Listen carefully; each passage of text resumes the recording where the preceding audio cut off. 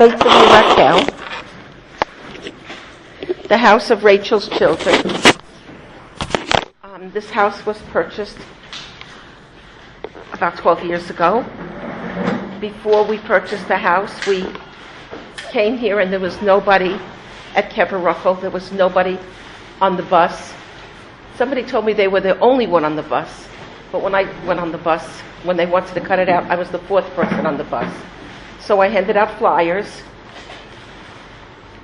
And in a week and a half, I had 32 people on the bus. So when the inspector came to cancel the bus, he walked up the stairs and saw 32 people. That's almost a full bus. So he collected all our tickets, and that saved the bus. So sometimes activism makes a difference.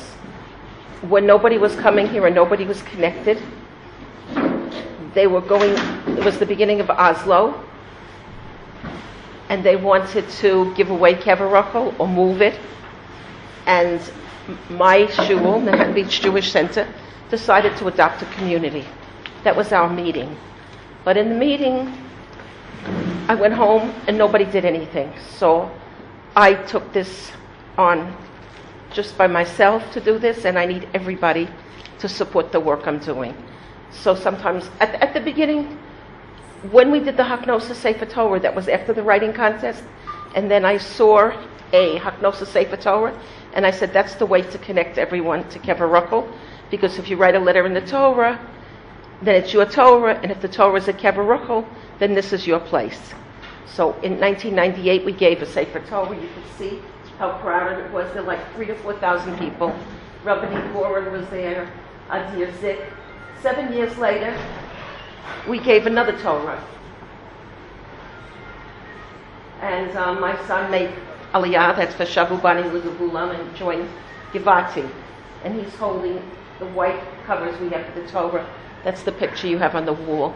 That's our symbol of the picture. So we started a museum of Jewish Aliyah, and we started a biblical art museum. This is our second display. My teacher, we have classes every Wednesday for 8 years. This is her mother's artwork. I was walking down one of the streets along Jaffa Road, and I saw the big, beautiful picture in the window. Wow, is it gorgeous. But I didn't know how it was going to come out.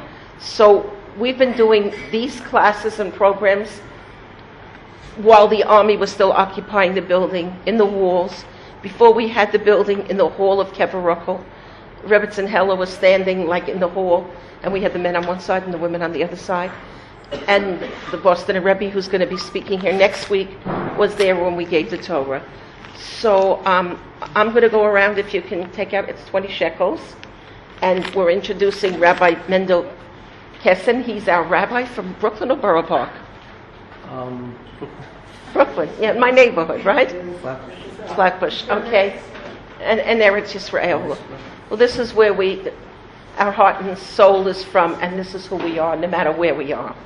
We were just scattered, but we're not disconnected. Hashem is here, Hashem is there, Hashem is everywhere, okay? And Ruchel Imeinu reaches us everywhere. So I call my foundation Rachel's Children Reclamation Foundation, because people were disconnected, and we want to claim that connection. And in order to reclaim that connection, we have to know what Ruchel stands for, and her midos, and her empathy, and her care about everybody. So that's what my foundation is interested in doing, spreading Derek Eretz, our identity. So the writing contest, the Rachel and my family, where did her name come from? What about this place? All these other ideals. And Rabbi Kessin is going to speak to us on the connection that's Ruchel Imeinu 3,600 years till today, that she's remembered right till today. For the holidays that we're going to have next week, the week after? Purim, right? Okay, so this is Rabbi Kessin. I'm going to come around and collect 20 shekels. I'm going to do it very quietly.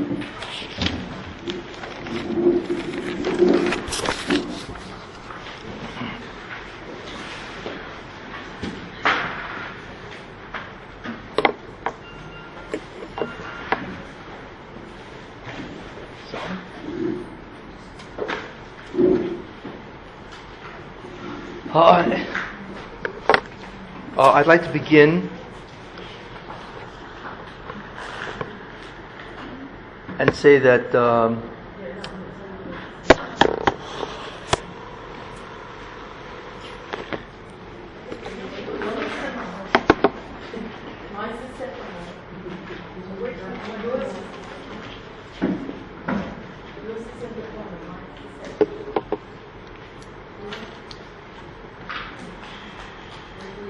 in many ways it's a great covered honor to speak at Kever.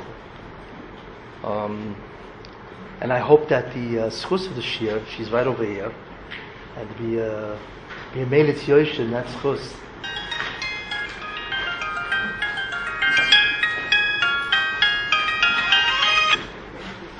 I can't talk now. I'll talk to you later, okay? I'll give you a shir. Yeah, call me later, okay? Bye.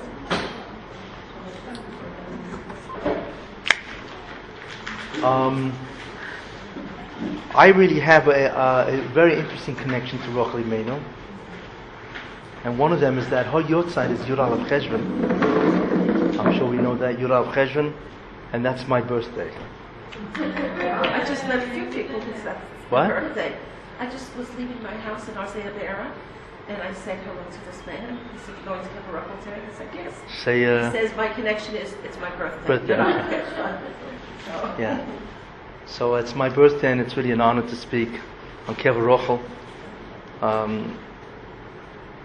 But I'd like to do something different. And that is to explain who Rochel Imeinu is, really. What's the Indian of Rochel Imeinu? Can we understand the concepts of Rochel Imeinu on a much deeper level? And the answer is, of course. So that's what I'd like to do. And I really want to start off the shir with two questions. One, who is Rochel Imeinu? Why is she so special? I mean, she died very young. I think she died at 36 years old. And of course, she's not buried where Yaakov Avinu is buried, which is in Kever.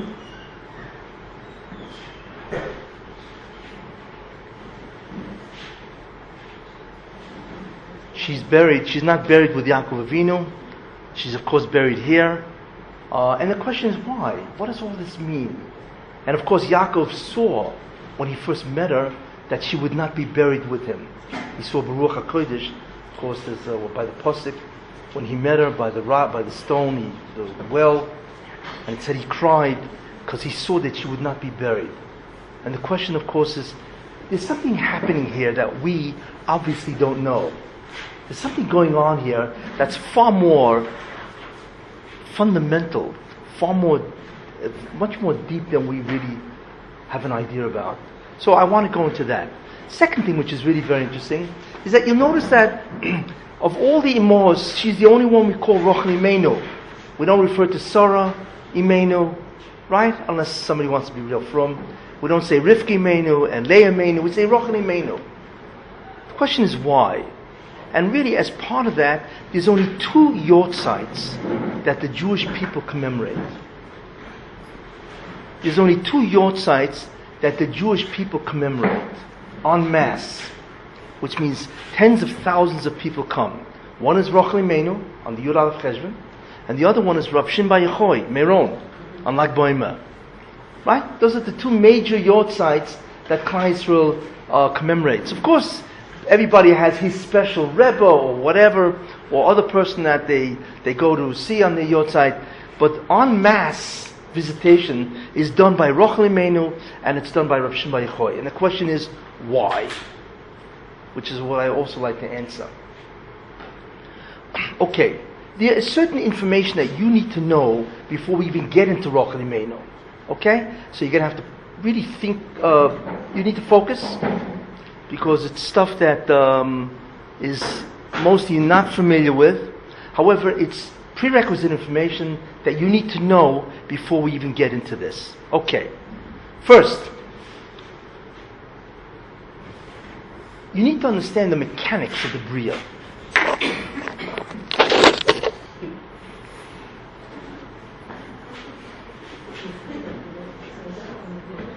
Someday there will be more tape recorders than people. However, fortunately, there's more people than tape recorders, so I know we're still doing okay.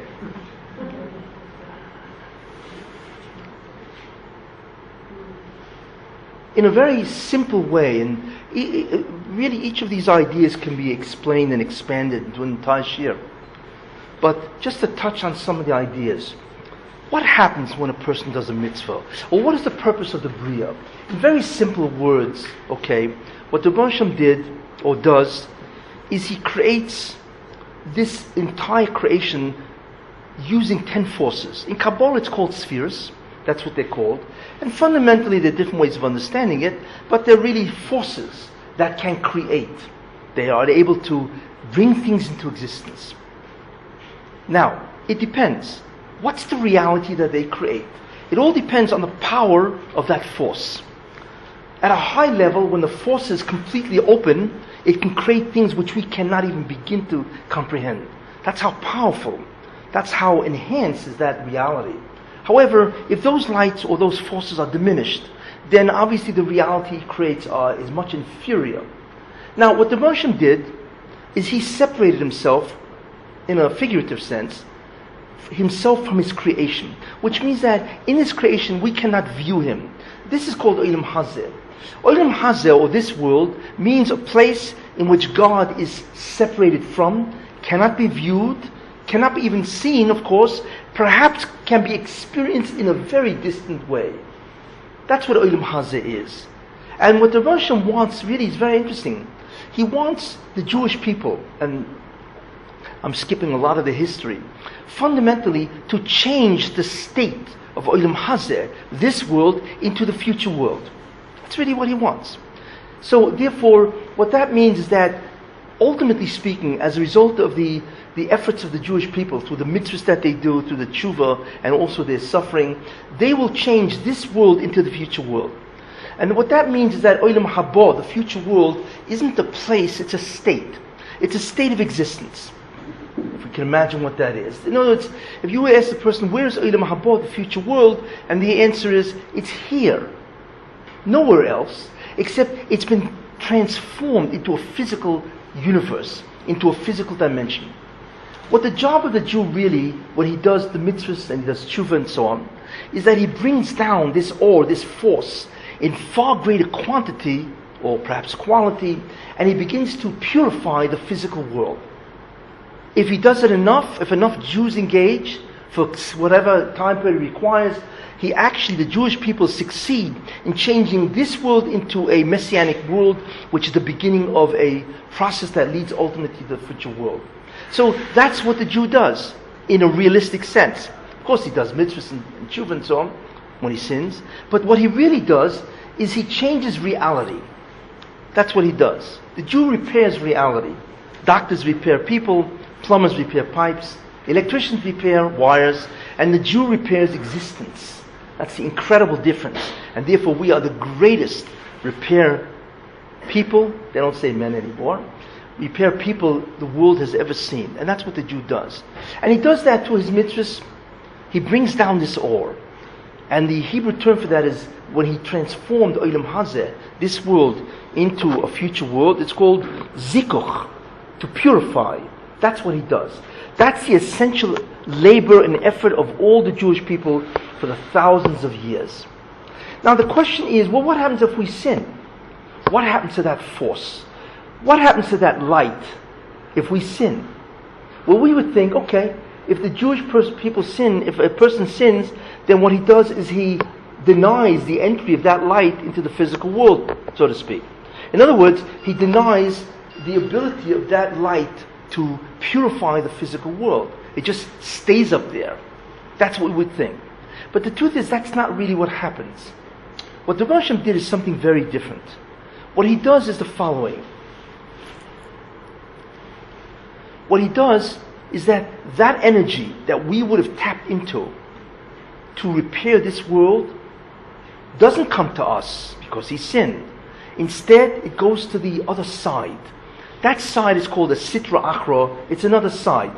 It is dominated by the Satan and that entire realm, if you want to use that word, of existence, which promotes evil and tries to get people to sin. So therefore, the Satan has access to that force. So it's like a seesaw. If the Jew is high and he's bringing it down here, then the Satan is here, Because what's interesting is that there's only enough of that energy, or sparks, that's what it's called, to satisfy one side. If the Jew does mitzvahs and he brings the sparks, the energy, the spheres here, then the Satan starves. If all the Jews do all of this stuff, ultimately the Satan dies.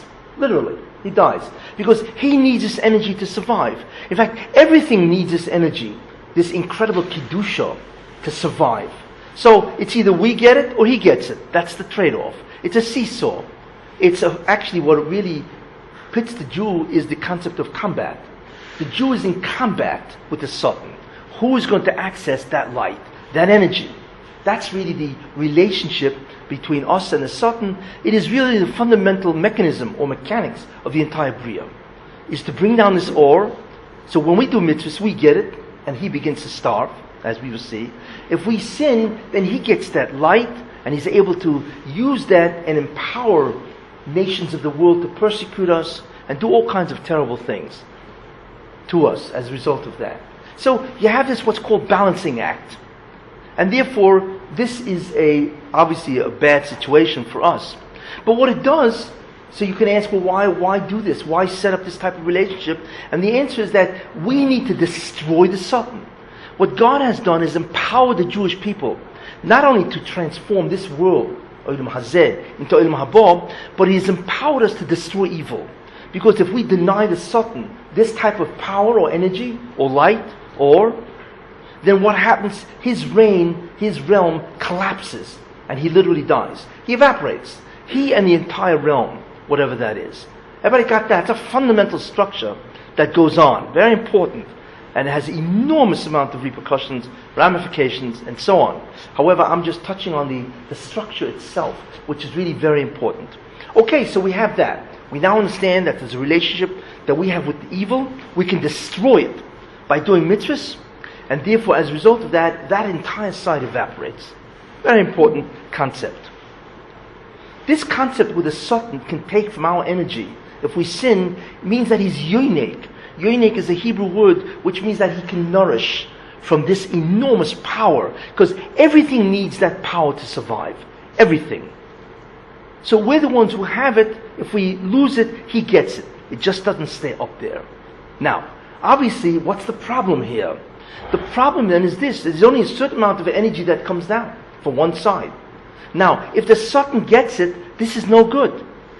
What happens is, therefore, is that with this energy, he can empower other nations of the world, as I said, to persecute the Jews, to do all kinds of things, which itself is a whole shir in itself. The whole concept of history is nothing more than the balance between those energies between the Satan and the Jewish people. As we will see, Purim is a classic interchange of that energy, as we will see. In any case, the major problem is this. What happens to all the stuff that he has? How do we take it back? Because we need to take it back. We need to take all that power that he has from our sins, take it back into our side, and then purify the world. So Jews do two things. We bring down the energy, but if we sin, he gets it. The question then is, how do we take it back? Because we need to take it back.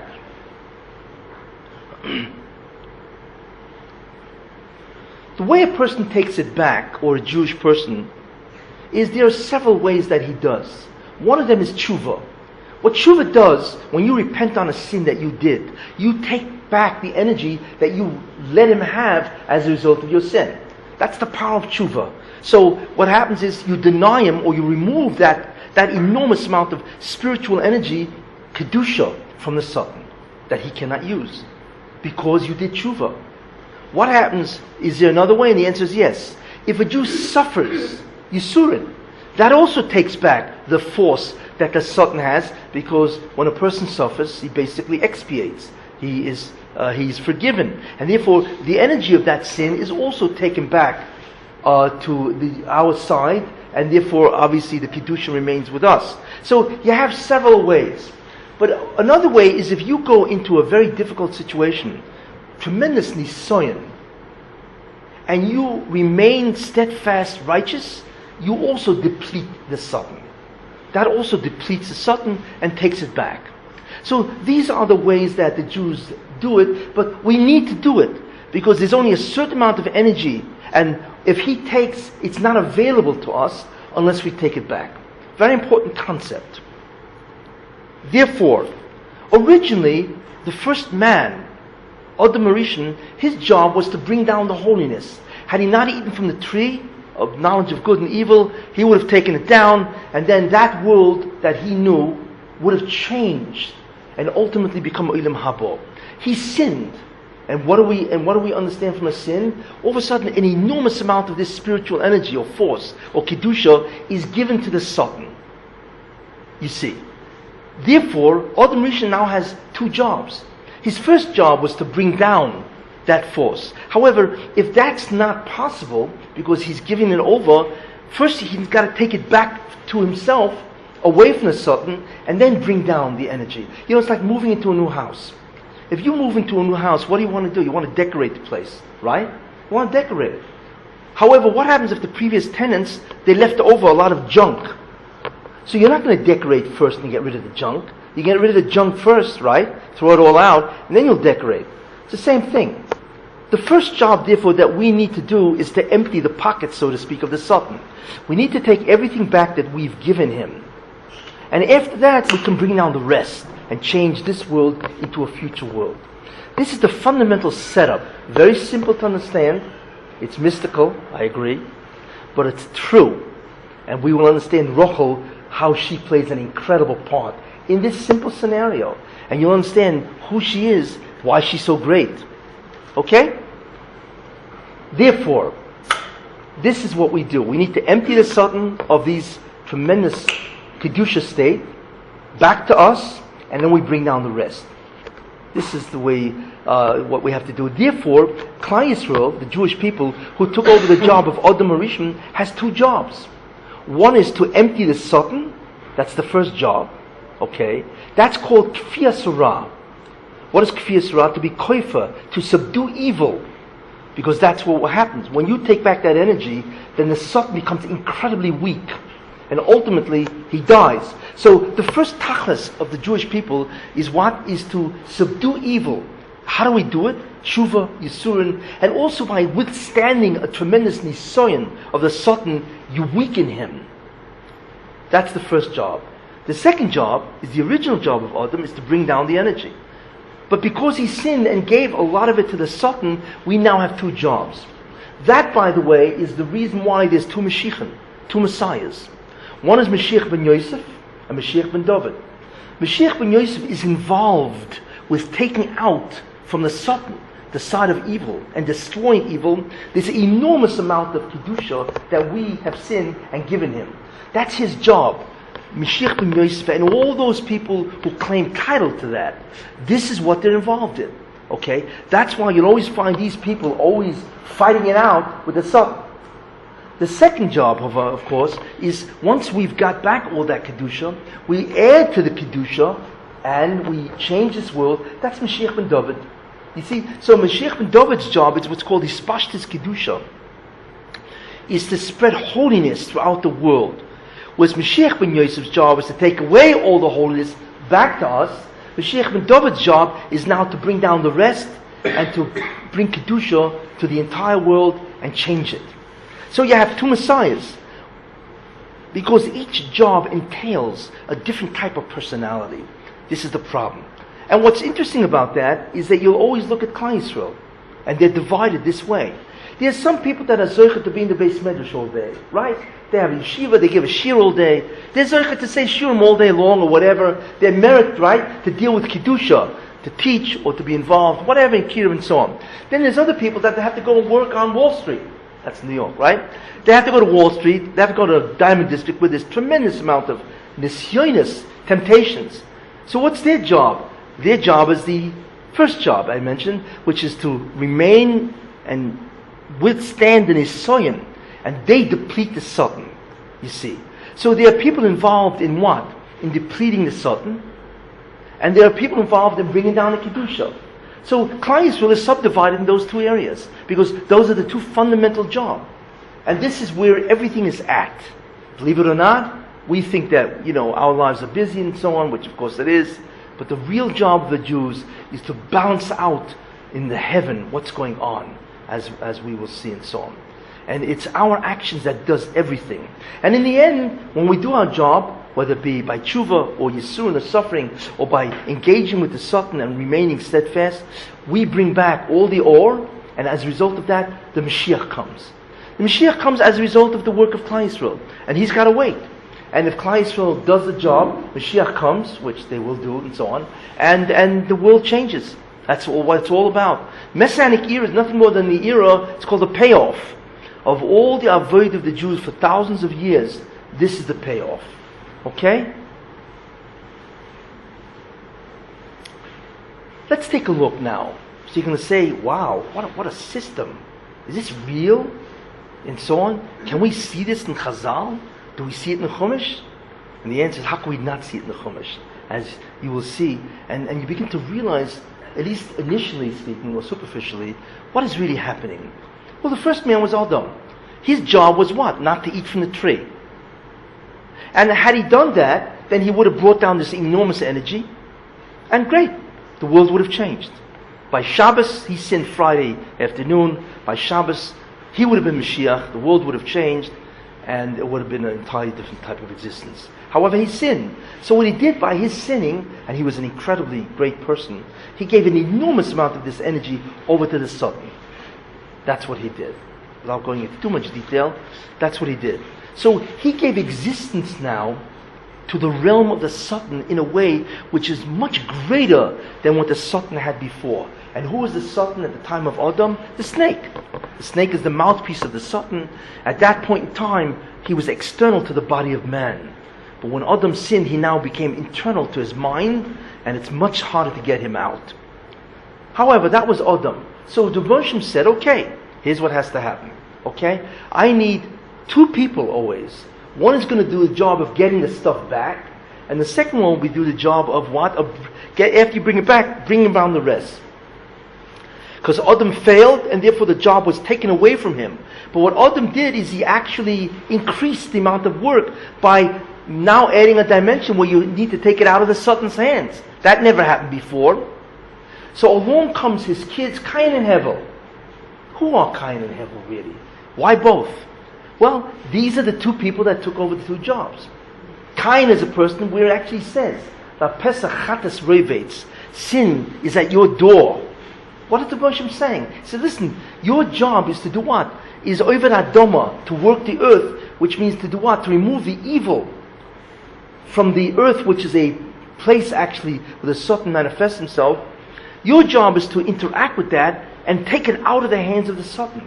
So he's an Oved Adoma, and he says, the Moshe says to Cain, La pesach chatas revetz, sin is at your door, which means that that's the contest.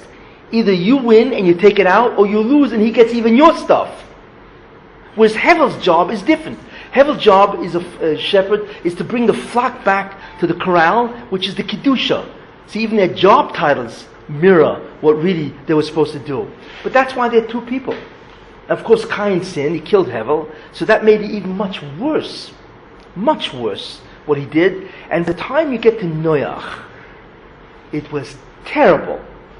In fact, the very great commentator, Makubal Ramchal, Moshe Chaim Luzzatto, says that if you want to know how much stuff the Satan had, the Kedusha he had, compared to how much was in the side of holiness, if you look at the ark, the relationship in spatial terms between the ark and the entire flood of the planet was like 99.9999999, right? Was in his hands, was in the Satan's hands. Because all the 10 generations of the flood, all of that up to the flood, they all sinned terribly. In fact, by Enosh, God destroyed 1/3 of the world, the Medrash says. He didn't wait till Noach. By Noach, he destroyed the entire world. But by Enosh, he destroyed 1/3 of the world. Because mankind was doing evil again and again, and we know what the story is. When mankind, it's not just the Jews, when mankind does it before Avram Avinu, we give all the stuff to the Satan. So by the time he got to Noach, which is mind-boggling, you see, all this stuff was in the hands of evil. That's why the Moshe destroyed the world. Because in a world that's 99.999% of evil, there's no Bechira left. There's no free will left. What are the odds that you're going to be Boichel Tov choose good, right? When you live in an environment where everybody's sinning grievously, not very much. So therefore the Baruch Shem said, it's over with. I need to destroy the world. I need to start over again. What does that mean? Why Noach? Because what the Baruch Shem had is very interesting. What he wanted is that 10 generations would go by, and in these 10 generations, each generation would deplete the Satan of the 10 forces, which he now has enormous amount of, and bring it back to the side of Kedusha. And then what would happen is the Messianic light would come down. Because when the Mashiach comes, guess what? He reveals total reality. The Messianic light is a revelation of total reality, and that's what the Baruch Shem wanted. 10 generations go by, each generation repairs one aspect of these forces, right? And he takes it out of the hands of the Satan, puts it back in the hands of Kedusha, and by the 10 generations, it's all fixed. Right? That's what the Baruch Shem wanted. Instead, what did the world do? They didn't do that. They sinned. So they gave all these forces, they enormously increased the amount of force or Kedusha in the hands of the Satan. So therefore the Baruch Shem decided to destroy the world and start all over again. Now the interesting thing about it is, why water? Because water is the physical analog of Torah. Many times the rabbis bring it down. Therefore, what really should have happened at the time of Noach, in the 600th year of the life of Noach, that should have been the release of this incredible messianic light that would have happened had everybody brought the energy back. You see. Therefore, that Mayim, which came from the heavens and came from the earth, is the Or Mashiach that was reversed into a death trap called water. And therefore, the Or Mashiach, like it says, in the time of the Mashiach, right, the earth will be filled with the glory of God, Kimayim, right? Mole Kolor Deo. That's a marble. But it's not a marble of water, it's a marble of unbelievable Kedusha and Hasaga, comprehension of God and so on. So instead of that being a light, the Or Mashiach, it was water. So water is a physical analog of the Or Mashiach, which came out on that time. Now we understand the marble, we understand why God wanted to destroy, because again, it's the relationship between the Satan, right, and us. Who's got the energy? Who has the Kedusha? Now, here comes the interesting part.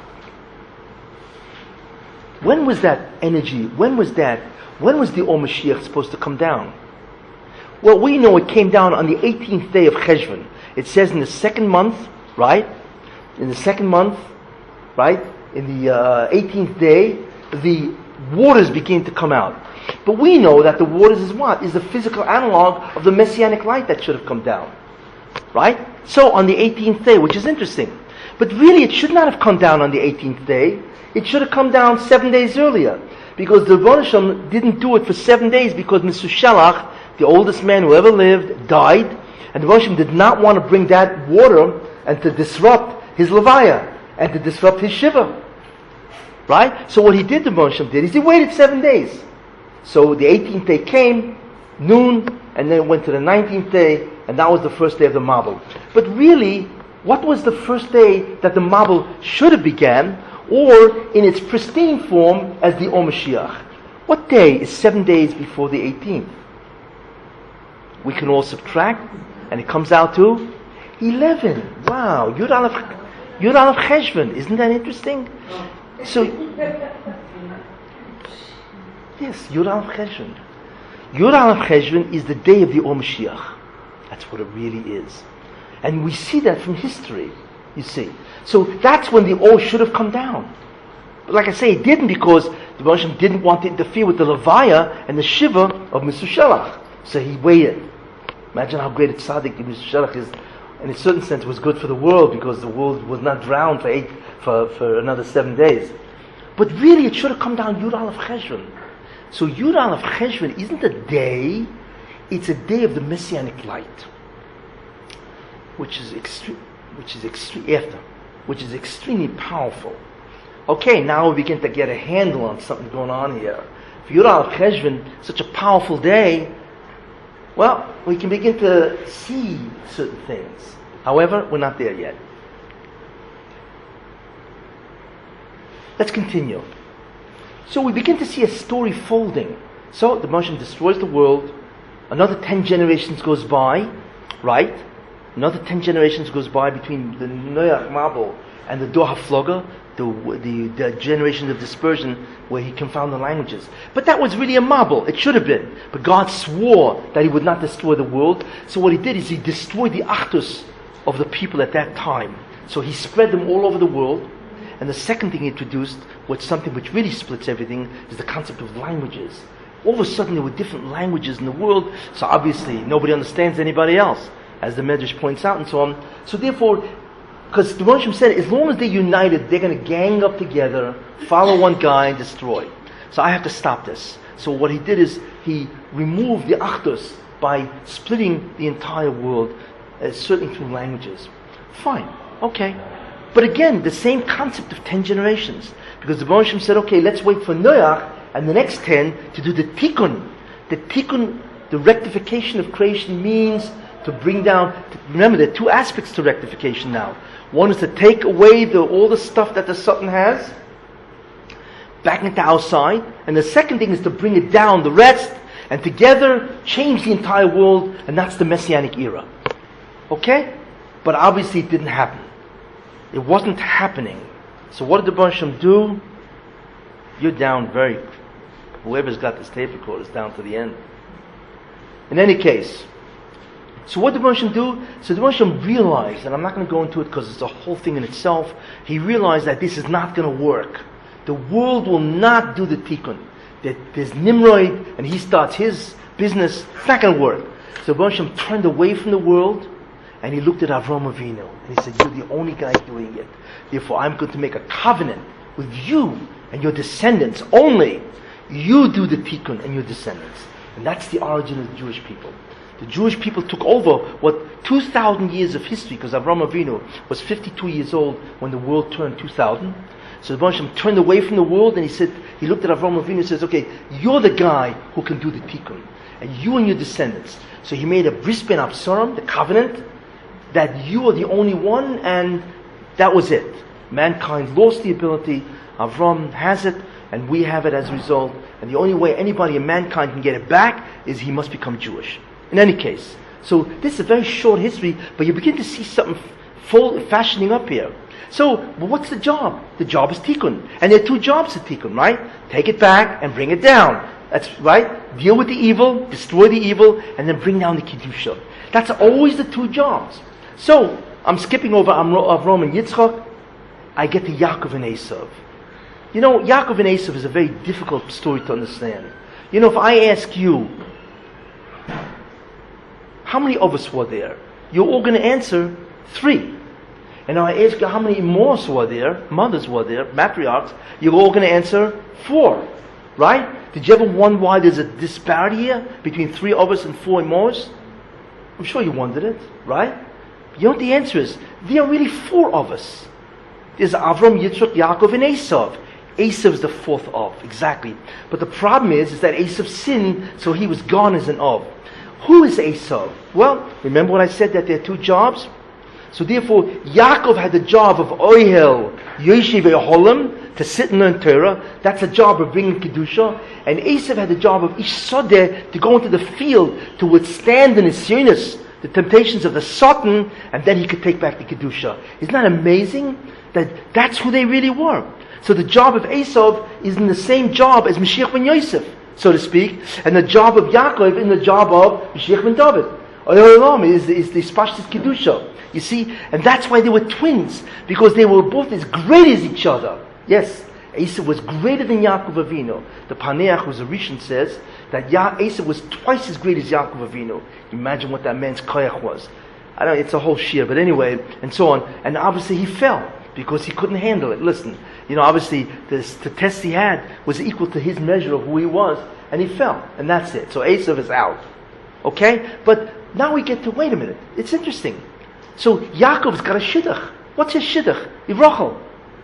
Right? And Esav has a shidduch, Leah. Leah was supposed to go to who? Esav.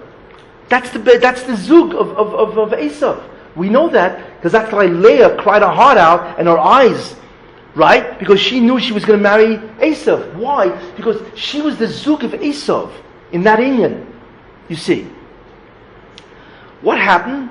Well, Yaakov, Esau failed, and therefore Leah was devastated because she said, "Gewaltig Stücken, I'm going to have to get married to a guy that's a Russia? No way," right? So what happens? But remember the story, because Klal Yisrael needs 2 jobs, right?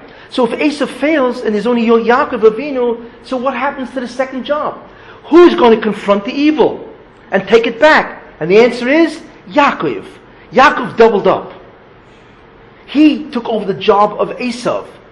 That's what happened. And once he took over the job of Esau, he had to go to the house of Lavan to withstand evil. You see how the story what's really going on? That's why Yaakov went to the house of Lavan after he took over. He got the brachas, which is the job of Esau, and therefore he had to now do the job of Esau. How can one man do 2 jobs? And the answer, he really can't. Therefore he had to elevate. Therefore God elevated one of the Shvatim to be a half of. Who is that? Yosef. Now, let's go back to Rachel. Rachel, what's her job now? Her job is really evil, to deal with the concept of evil. That's her job. She is the Inyan of Ben Yosef, the Mashiach Ben Yosef. That's who she is. She's a female Ben Yosef in that sense. And her job is to deal with the evil, to remain steadfast in righteousness, and to destroy the evil. Yes, very powerful woman, as you will see. Okay? And she was phenomenal at that job. Not only that, but the Rosh Hashanah saw, he knew before, what Rachel did, and that's one of the, in certain ways, it's a problem for Rachel. Rachel was an unbelievable good neshama, as they say in Yiddish. It was an incredible Bal Chesed. Why? Imagine she's marrying Yaakov Avinu. Yes? Okay, Leah, I feel sorry for my sister, but okay, too bad. Right? What am I supposed to do? What does Rachel do? She goes over to Leah and gives Leah the password that Yaakov gave her, because Yaakov even knew that Lavan is trying to do a switch job. He's going to try to give who? He's going to try to give Leah to Yaakov so he can get another 7 years out of him. I'm repeating the story, right? So he figured, well, he's going to switch Leah, right? So Yaakov told Rachel, let me give you a password. And I'll know under the chuppah or whatever when we go home that it's really you, and so on. Fine, okay. So Yaakov gives Rachel a password, and Rachel gives a password to Leah. So what she did is she took Leah, her sister, who could not marry Esau, would have been terrible, and she gave him to Yaakov Avinu. It's unbelievable.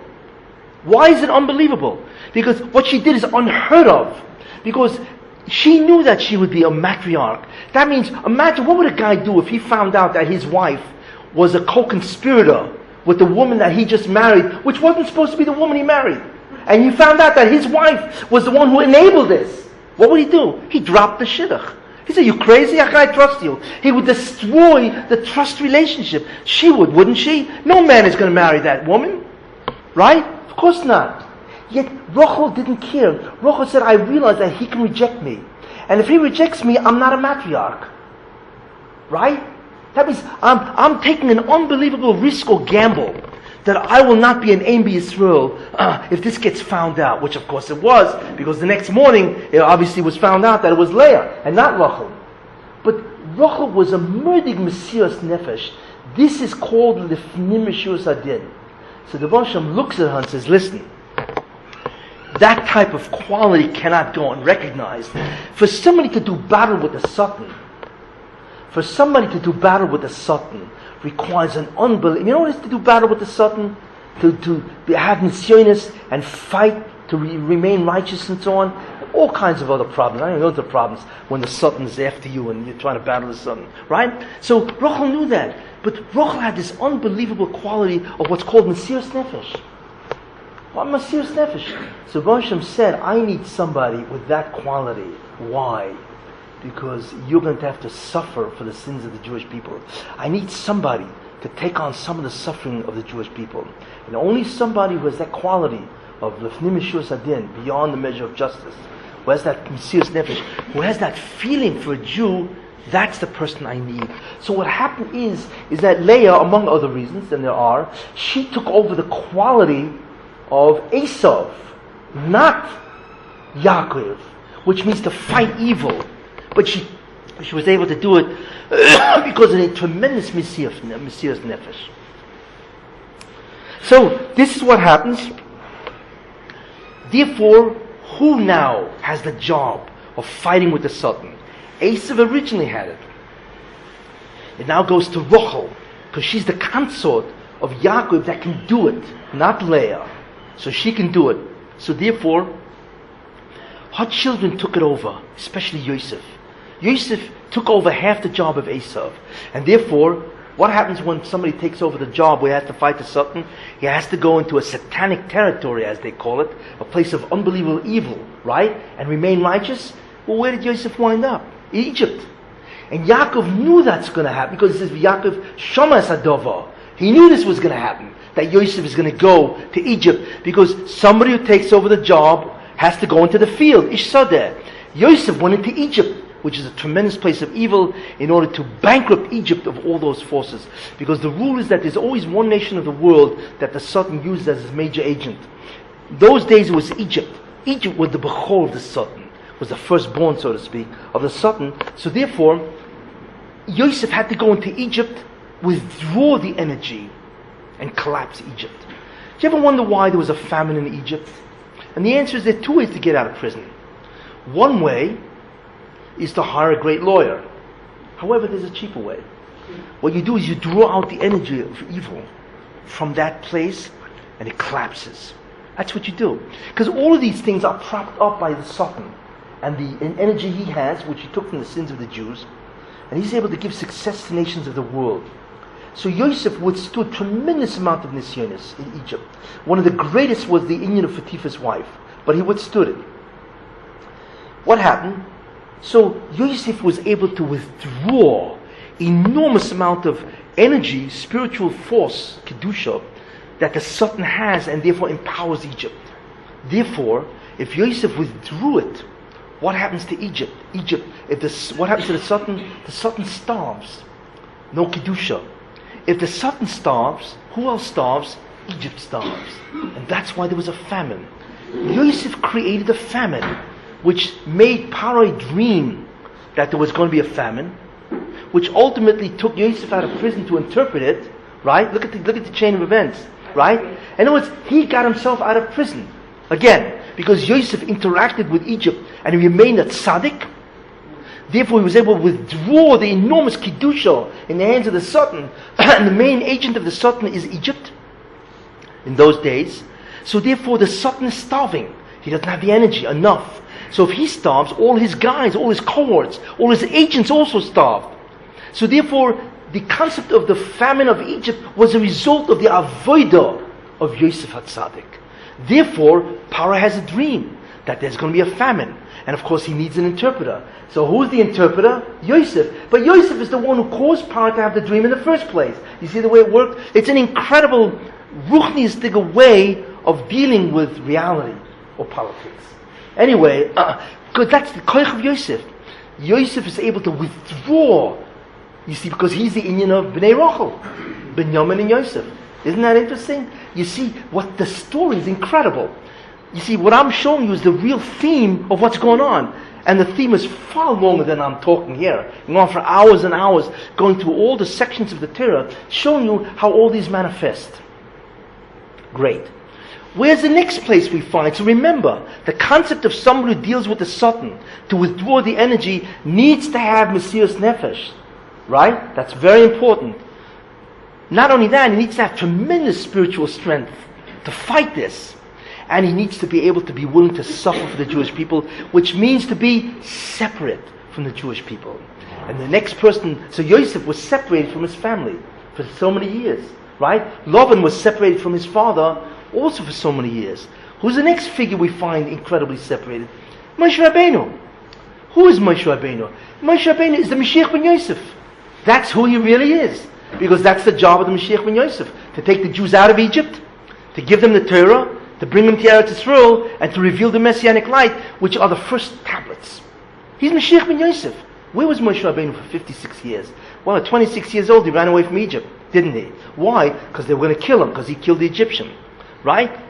First of all, Moshe Rabbeinu was born in the house of Pharaoh. I mean, there's no greater place of evil than the house of Pharaoh. And he's got to withstand all the temptations. Imagine living.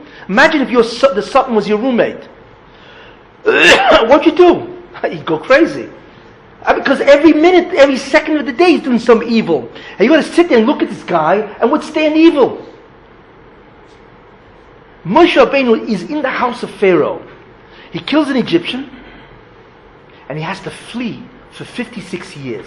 Because the next time we hear of Moshe Rabbeinu is, how old is he? He's 80 years old. And he ran away when he's 26. By my count, that's 54 years. You imagine what it means to be out of the Jewish people. Look, all the Jews were in Mitzrayim. There were no Jews outside. That means Moshe Rabbeinu for 54 years never had a minyan. He never had a minyan, he never said a Kaddish, he never had a shir, nothing. For 54 years.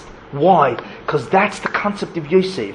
You need to be able to stand apart and suffer and be in the domain of evil and withstand righteousness. That's Moshe. That's why he was gone for 56. Before we hear of him again, he's gone for 56 years. Because he is the Mashiach ben Yosef.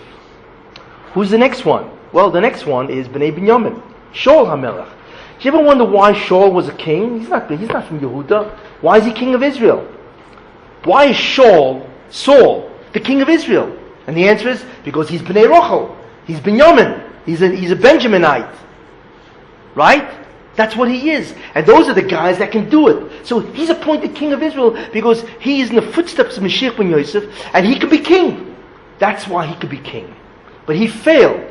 Because what was the job of Shaul HaMelech? Ultimately is to destroy Amalek. Because that was the nation extant at that period. Alright? So he captures Amalek, he kills them all, he captures Agag, the king of Amalek, and he lets him live one more day, in which that day he was able to have kids, whatever. Right? So he failed. So Shmuel HaNavi comes over, excuse me. That was the height. This was what you had to do. And that would have been the end of Amalek. Which is incredible. And that's your job, Shaul, because you're Bnei Rochel. Failed. So therefore Shmuel HaNavi told him, it's over with. You've lost your kingdom. Why? It's not only because he failed to do his job, which is bad enough, but that was his main job, is to destroy Amalek. And he failed. See? So that's Shaul HaMelech. All of this is from Rochel Imeinu, you see. When's the next time we find this? The classic medrash of Rochel Imeinu, Babylon, where Rochel Imeinu dies, Yud Aleph Cheshvan, on that day, and she's buried in Beis Lechem. And she's not buried with who? With Yaakov Avinu, in Kever. Why? Because the capacity of somebody who's in the union of Yosef to fight the Satan needs to be willing to be separate, to fight what's called in Kabbalah the Klippa. And he needs to be separate, and there's ways that the fact that she's not buried with Klal Yisrael is a tremendous atonement for the Jewish people. Because her neshama suffers, because she's disconnected from a certain light, and that suffering enables us to survive. That's how we survive, you see. Therefore, but that special quality is somebody who's in the idea of Yosef, and also has the tremendous quality of Mesiras Nefesh.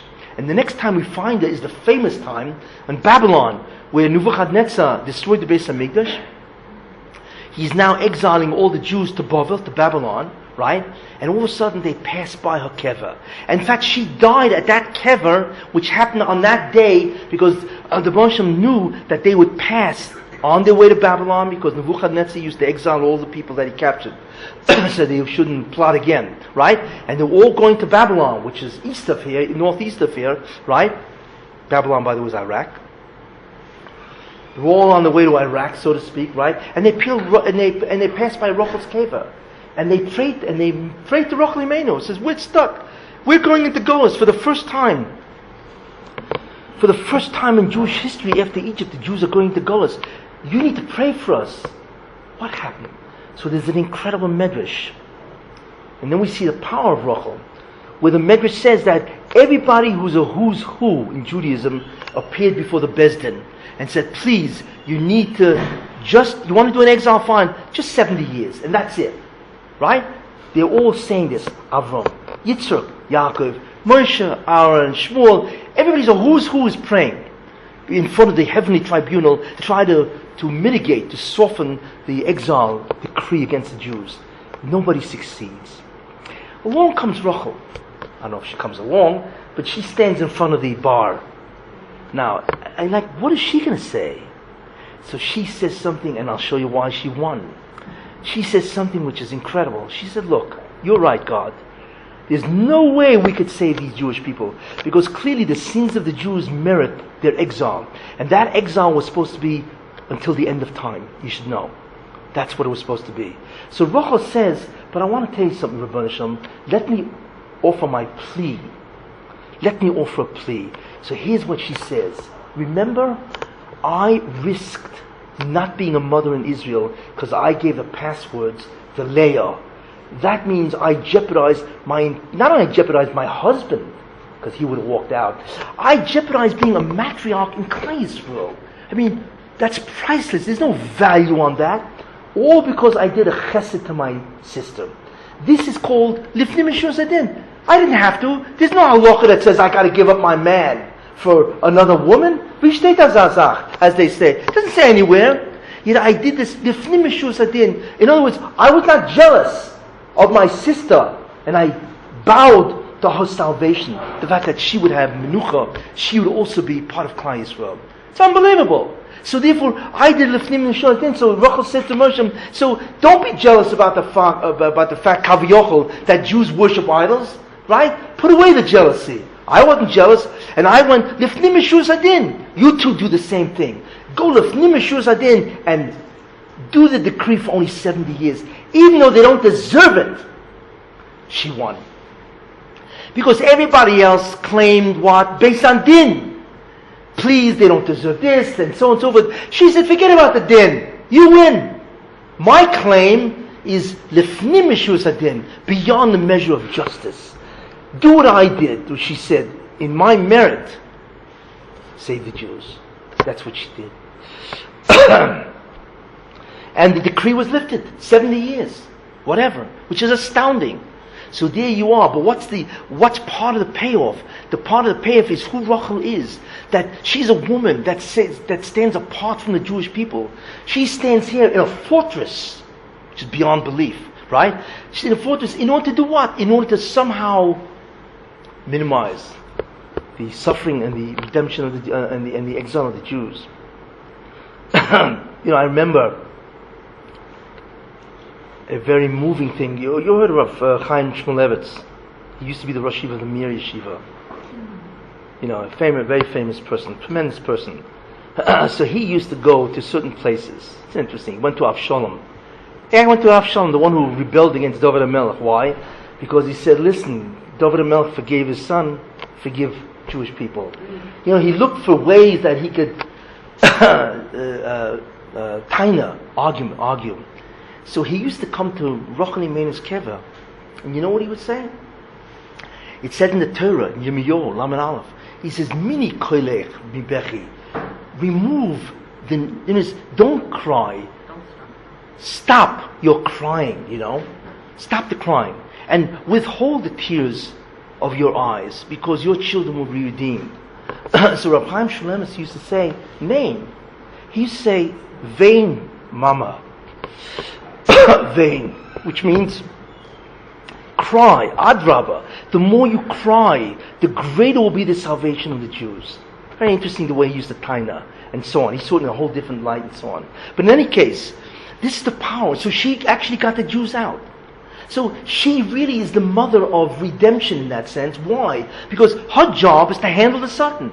And her kid's job is to handle the Satan. It's Yosef and it's Binyamin.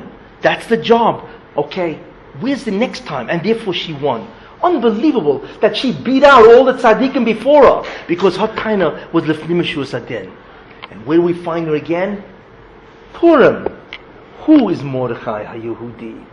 What tribe does he come from?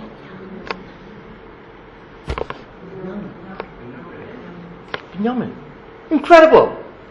Who is Mordechai fighting? Haman. Who's a Haman? He's an Amaleki. But that's exactly what people do. Bnei Rachel fight. They take on the evil.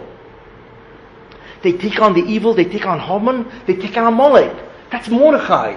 Mordechai is Mashiach ben Yosef almost. That's who he is. He's one of the children of Rachel, right? He's Binyamin, right? He's one of the kids, and therefore he has the power to destroy Haman, and that's exactly what he did. And that's Purim. Purim is nothing more than another story of Rachel and her kids doing the job. And if you want to know, did he succeed? Let me tell you something interesting, which most people do not realize. Remember what I said, in heaven it's all about the balance between the Kedusha. How much Kedusha is in the hands of the Satan, and how much Kedusha is in the hands of the Jews. It's all about the balance. Now the rule is, which is very interesting, is that exactly the amount of balance up there must be reflected here. In other words, if the Kedusha, because it's very interesting, when Yosef came to Paroi, right, and he said to Paroi, and he gave him an eitzah, what to do and so on and so forth, this doesn't make sense. Imagine if a president calls somebody to give him advice, and the guy gives him advice, and he says to I like your advice, I'm going to make a grand vizier. You don't do that. You pay him his check, you pay him his consultation fee, and you move on. Why would Paroi make Yosef the grand vizier? It's the second most powerful man in the kingdom. You know why? He had no choice. Because remember, Yosef had removed an enormous amount of Kedusha from the Satan. So the Satan was powerless.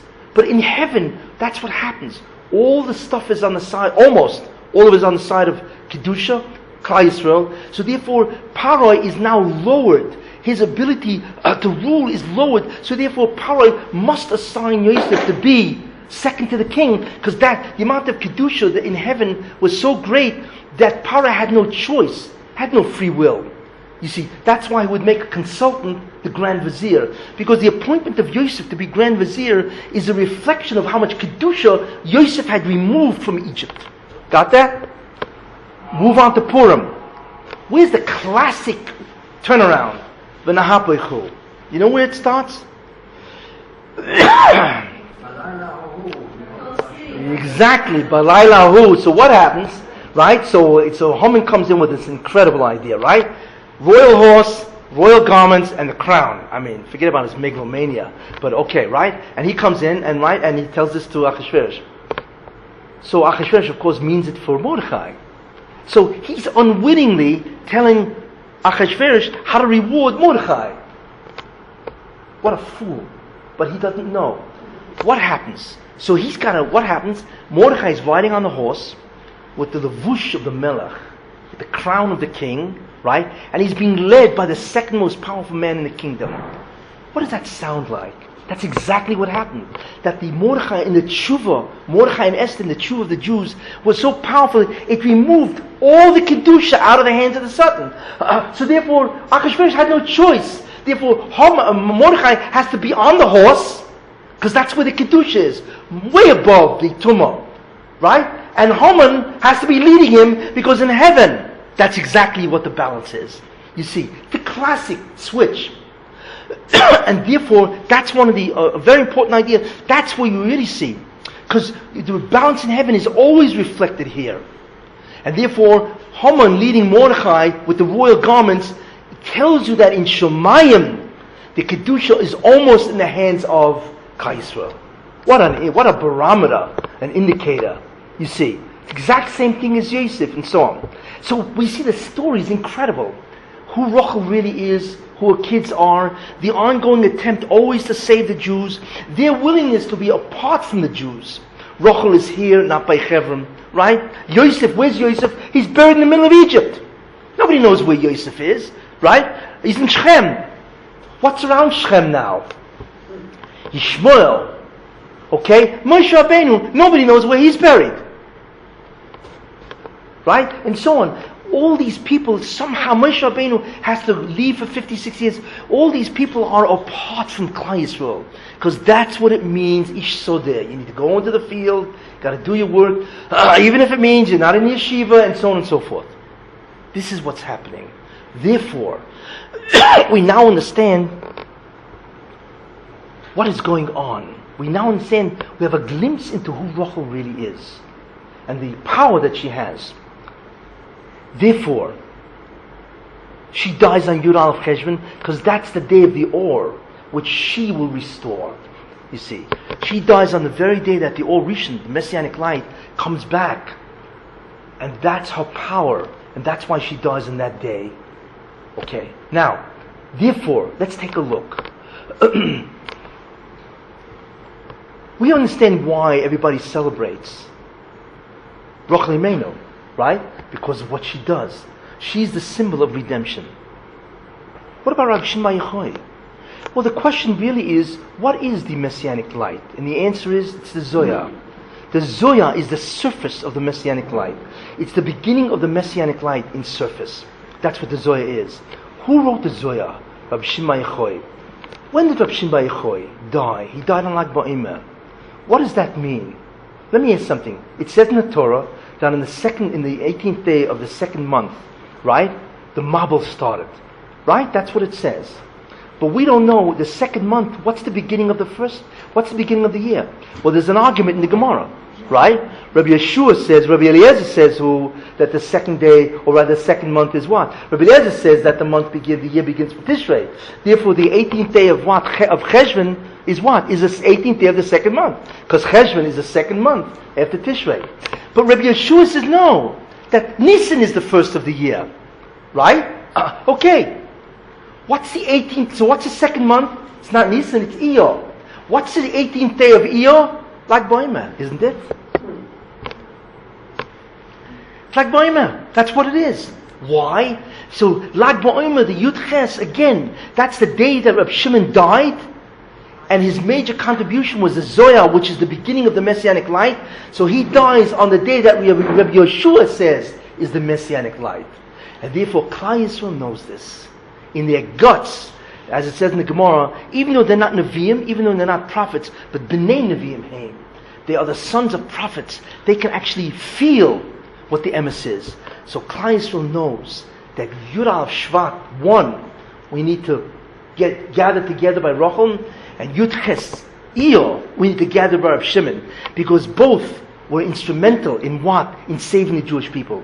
In fact, remember it says that the Rebbe said, in order to stop me from destroying the world, I will have a rainbow, right? Because the world has sinned so much, I need a rainbow, so to speak, to remind me, right? It says in the Gemara that no rainbow ever happened in the days of Reb Shimon and his son Rabbi Eliezer. Why? Because they brought down that light which Noach failed to bring, because it was all the tumah and so on, Reb Shimon brought down. Right? So therefore, he was able to prevent a rainbow in his generation. Because you didn't need to have a reminder of no marble. There was no marble because he was the Masakin for that.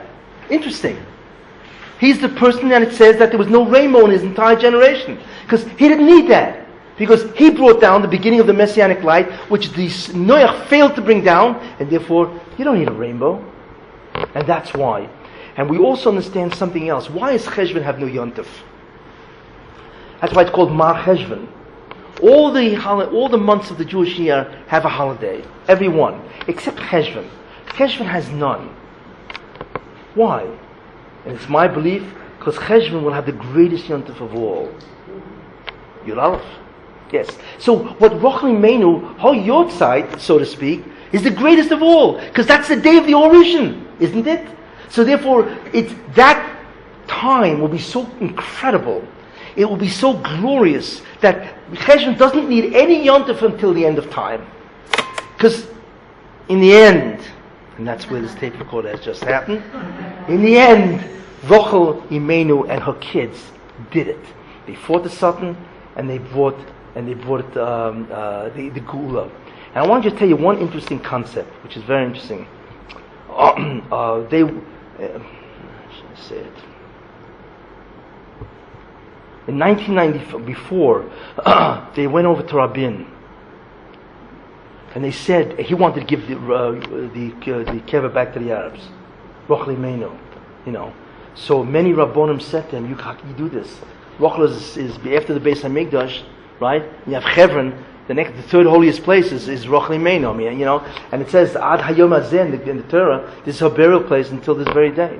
So they said to Rabin, unfortunately, the man was completely secular. And they said, how do you give Rachel back? Would the Muslims give back, the Mecca? Of course not. Or the stone that they have over there? Of course not. So how do you want to give that back? So in any case, so he said to them something which is incredible. He says, well, if they want her so much, why don't they move her? They should move her Kever. It's an interesting idea from a secular point of view, right? Move her Kever? It's like, what? I mean, it said in the Torah that this is a kever ad hayom hazeh, till this very day. So it's like mind-boggling. Anyway, that's what he said. Fortunately, somehow he changed his mind and so on and so forth. But that concept created an incredible pagam, defect, damage, that probably a Jew can even think that way. Rabbi was assassinated November 5th.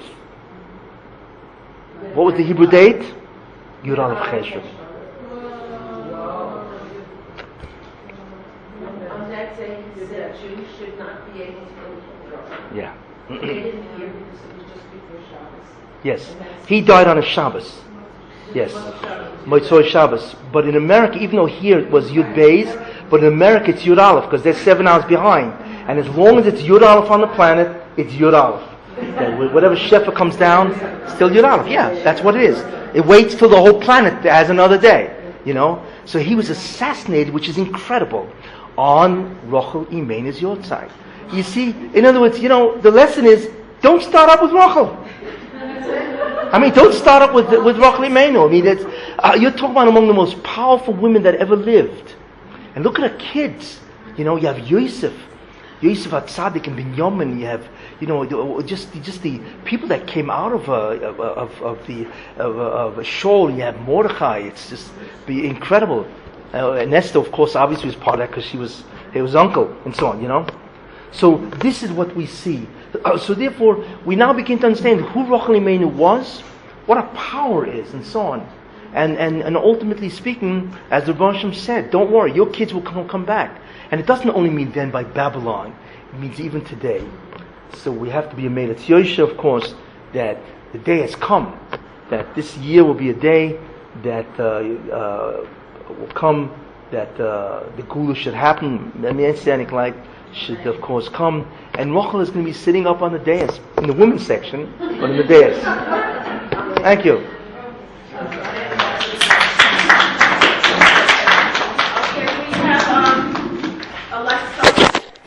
That's available. Please help yourself. That's it? 1 hour, 7 minutes, not minutes. You want to check This yours? one's mine because I put it second. Yes, I have my name on it. Oh, good. Here's yours. That's I it. closed yours. I closed mine. All right. Maybe I'll borrow your tape. Why would you want to borrow it? To put my name on Wow. mine. Not your tape, the tape on the back. Oh, wait a second. Don't tell me mine wasn't on.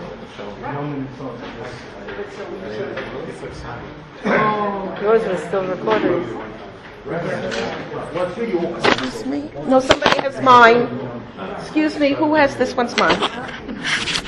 Evelyn. I believe you. It says it. Look. I just want to know if mine was recorded. Oh, I have to shut this off. Did you just shut mine off? Yeah, I thought that was mine. Okay.